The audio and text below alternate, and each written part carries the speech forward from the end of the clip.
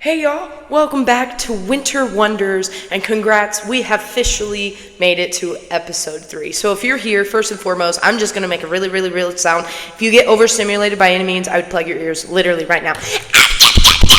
Okay, that's so exciting, dude. We're at 3 episodes and you're still listening. I don't know who, what, when, where, why, how, but you know what? I appreciate you. Thank you so much for being here. And we have another very exciting episode for you today. So today, episode 3 is Wandering in Idaho. So I need to start off, I've said this in a couple videos, but if you are not clear, I need to let you know this right now. I am a full blown on Texan. For 26 plus years of my life, I have lived in that state, grown up, every bit of it, have sweated 9 months out of the year when it comes to the long-term summer that we have. I am that girl, right? And out of nowhere, if y'all want to hear why Winter moved to, Idaho, definitely put that down in the comments below. I would love to hear that. But long story short, we ended up making our way up to Idaho, fell in love with it. We went on a really long trip. We went through like 4 or 5 different states, and Idaho was honestly the best one, right? And awesome. And to let you know, from Texas to Idaho, huge change. So first and foremost, if you are considering moving across the nation, I'm going to be the type of girl that tells you 100% highly recommend doing it. It's honestly the best thing that ever happened to me. And it honestly, it had a lot of proving moments. I had probably one of the lowest low moments of, hey, you're halfway through it. I know it's already been 20 hours, but you need to get up in the cab and you need to whoop a ride. You gotta get home, and that new home is 1,400 miles away from every person you knew, everything that you knew. And it's some of the most scariest thing, but it's so very exciting. So let's start about why I moved to Idaho, right? So it started off with, I want to go back to my very young career. So my career, that's awful.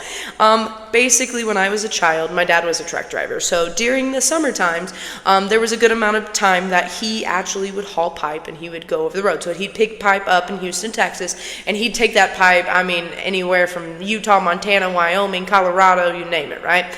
Anywho, I got the option in the summertime because we were off from school, and it was like, hey, either stay home and hang out with mom, all that great stuff, and no, nothing against my mom, or I could get in truck and go see mountains and states and all this and travel and journey. So at the young age of 8, 9, 10, 11, 12, I have been a traveling little busy bee. I love it.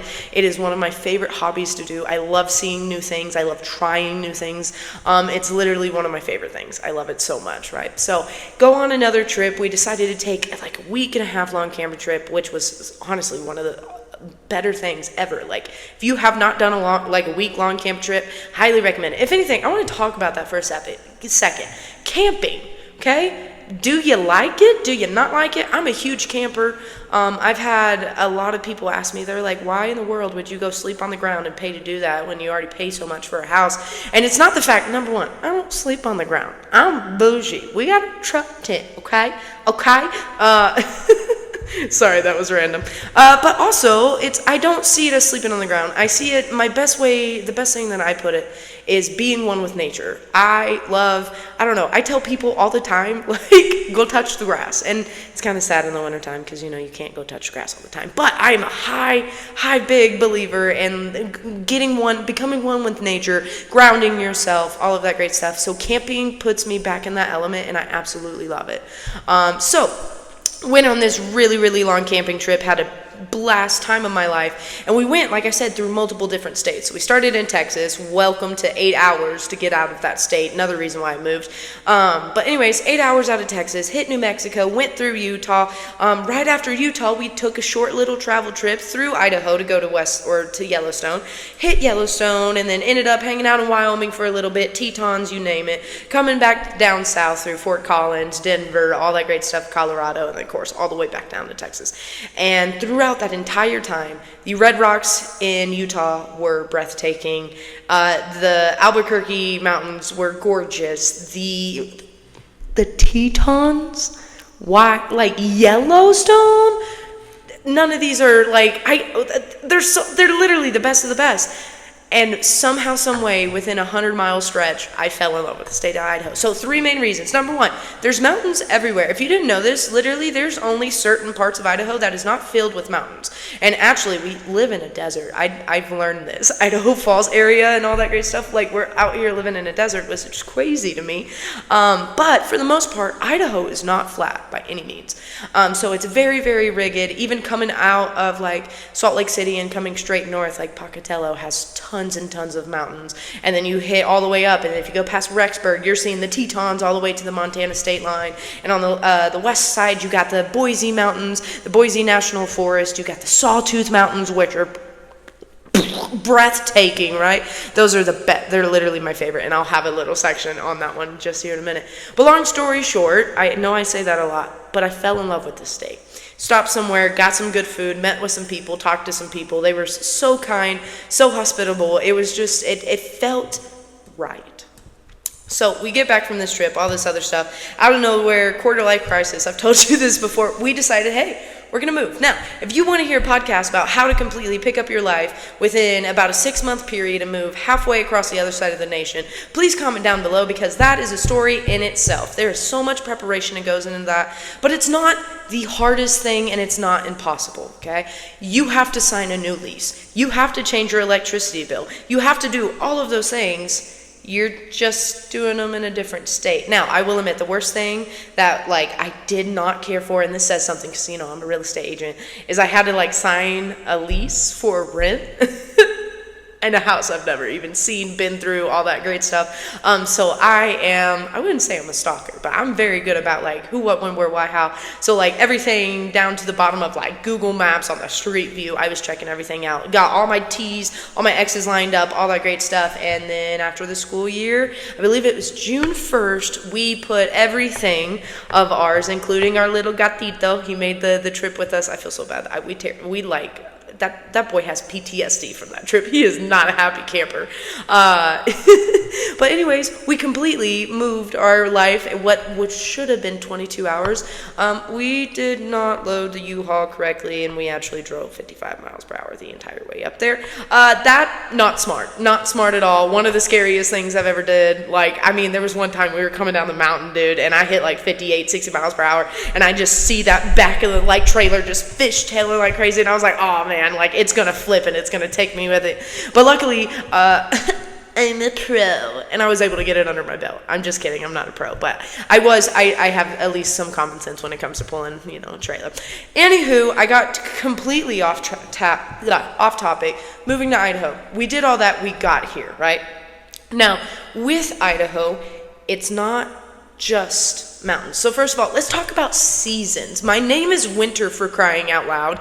And for, you know, the 25 years that I was in Texas, I never saw what winter technically was. Now, I was there in 2021. I saw that big, huge, I wouldn't even call it a snowstorm because it was snow at first, but then it turned into straight ice. And that's why it was so bad on everybody and their mama, is because like ice is honestly worse than snow is. But anywho, so other than that 2021 experience, and maybe once or twice a snowstorm that would come in that would hit the ground and immediately melt, because it's Texas. The actual soil is so very, very warm. So at that point, coming up here, first of all, I want to tell you, fall? Where has that been my entire life? I remember Halloween, you'd sweat your behind off in whatever costume you decided to put on because it was still 80, 90 degrees. And up here, first of all, I did my 2 Halloweens. They get cold. Like, literally, people around here, when they go to dress up in costumes, they have to dress up in, like, with layers and all this other stuff because it's so very cold. I want to say this last year, it got down in, like, the 40s. It was rough. And I saw these kids still trick-or-treating. I'm like, man, y'all are troopers. Like, I couldn't have done this when I was, like, 8, 9, 10 years old. So, like, go you. But then, you know, it's the opposite. Anywho. Fall, right? So back to the fall thing. Fall, I swear to you, if Hallmark could make the most picture perfect boom, it'd be Idaho in fall. Like the trees changing, like, I don't know, this is very bad to say because I'm a science teacher. I know exactly why fun fact of the day, the reason why the leaves change color, cool. You got this bad boy named chlorophyll, right? Chlorophyll is the main thing that's going to make all of your leaves green. Well, in the wintertime, they go into dormancy. So that means they are going to take all that nutrients and all those waters that are in those little baby leafies. They're going to say, psych, I ain't trying to die. And they're going to kind of tuck in, and it's going to go all down deep into the roots. So the roots hold on to it during the winter season, which allows it to have that regrowth back in the springtime. So in that process of taking all of that water and all of that nutrients and taking it to the roots, your leaves start changing color. In other words, they don't have that chlorophyll. They don't have all those solid nutrients that usually keeps it green and all that great stuff. So then they start to go, and that's why so many different leaves are so many different colors. Trees are different. You know what I'm saying? So then you have fall. I don't know why I did that. Oh, winter, today is such... If there has ever been a Winter Wonders like episode that has been so very chaotic, it is this one. Okay, so back to Idaho. I keep getting distracted, but I do want to let you know, not only does it have 4 seasons, it has mountains, it has hot springs, it has some of the prettiest farms I've ever seen. Like, my family grew up in the Panhandle. I have an uncle who does, multi-million dollars worth of farming up there on acres upon acres of land, but it's all flat. It's crazy. It's kind of like the ocean. You literally, if you don't find any, fence posts or any type of, telephone poles, and you look straight out, it's literally, you are looking as far as the eye can see, because there's nothing out there. It's very, very, very, very, very, very, very flat, right? Other than some parts of Texas, majority of it's really, really flat. So coming up here and watching those same sprinklers, but be on these rolling foothills that leads up to these mountains, mind-blowingly gorgeous. It is so awesome. Also, potato plants are really pretty. I don't know if you know this, they're gorgeous. Seeing the fields of them, and it's so very green. Oh goodness, in the springtime, that's something that me and Kaylee have said since day one. I have never seen a more grass. I have never seen a more green landscape than I do up here in Idaho, which makes a whole lot of sense. But then you also have all of these national parks. You have all of these, first of all, craters of the moon, literally old volcanic rock that is on the surface of the earth. And literally the people, before they went to the moon, they went to craters of the moon in Idaho to go practice how it would be like to be upon the surface of the moon. Mind-blowing, crazy. These things, Bear Lake is basically like a wannabe ocean that's so very clear and has almost sand-like texture as beaches. You have the Sawtooth Mountains. Look up Stanley, Idaho. If you seriously have any time of day right now, go to your phone, go to Stanley, Idaho, and just allow for your jaw to drop, because it is that gorgeous, right? Boise, thousands of things to do. We border literally the Grand Tetons. We border West Yellowstone. We border Canada, for goodness sake. We're 3 hours from Salt Lake. We're about 8-9 hours. Actually, we're 7 to 8 hours from Las Vegas. We're about 10 hours from the Pacific Ocean. We are in this perfect little bubble that no one likes to bust. I will admit, that's the one thing I will give Idahoans. It's the funniest thing ever, too. I really enjoy it. But every single time I've ever seen a post about why you should move to Idaho or why people shouldn't move to Idaho, it's really funny because all these Idahoans, number one, they tell us all the time it's full. It's not. It's very, very vacant. I am coming from Texas, of Dallas, Houston, Fort Worth, San Antonio. These are some huge cities compared to the biggest city we got out here is Boise, and Boise is not a huge city. Idaho Falls right here is honestly probably half the size of the town that I came from, and I thought that was small town living. So it's crazy. It truly is. So, if anything, another call to action, other than you looking up Stanley, Idaho, if you actually would like me to go through a video of hitting these different national parks and all that, I would love to. I love to explore. I love to do research. So please comment down below. Put, I don't know, I gotta think about something. Put Curious George, because that's the only thing that I can think of right now, but Curious George reminds me of being curious. So if you want to see actual videos that go into depth of all of these different places where I could put videos and all that, or if you are listening on Spotify or Apple, I can go into the details so you can still kind of get that visual image that everyone would like to see. Okay. So to kind of finish it up, I get that it's a state. This is going to sound kind of weird, but I get that it's a state. I honestly want to thank Idaho, because Idaho it changed me, okay? I used to have the mindset of, everything that I could go and explore. I did in Texas. I saw a lot of that. And then moving up here and being this little compared to those, 14,000 foot mountains, it is not only mind blowing, but it's very, wow. You take a step back, you realize how grateful you are, how small we really are. And I think that's the best part, is I've become better with nature. I've become one. I want to go out and explore more. I want to just travel and do all of these things. And I've started truly living my life. And I want to say thank you, Idaho, because you're the reason why. You are such a beautiful state, inside and out, from the people to the actual landscape.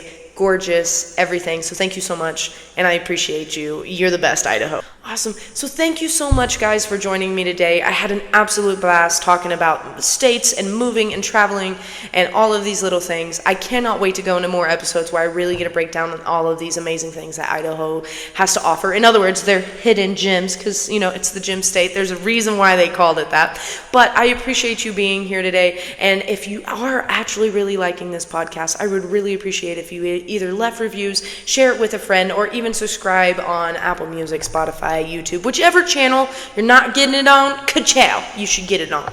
Well, we're going to be ending it up, so I just wanted to say thank you so much. I appreciate you being here. I cannot wait for the next episode. If anything, we got winter advisory. Watch out. It's going to be such a great episode. I'm actually really excited. And it's going to be a curveball in the perspective that it's going to be different from the other stuff that we have talked about. So now we're actually getting to the nitty-gritty, and we're actually starting to become whatever Winter Wonders podcast will be. So thank you for tuning in. Can't wait to see you next week. And remember, stay warm, stay curious, and always look for those wonders in your own life. I'm Winter. I can't wait to see you next week. Have a good one, guys.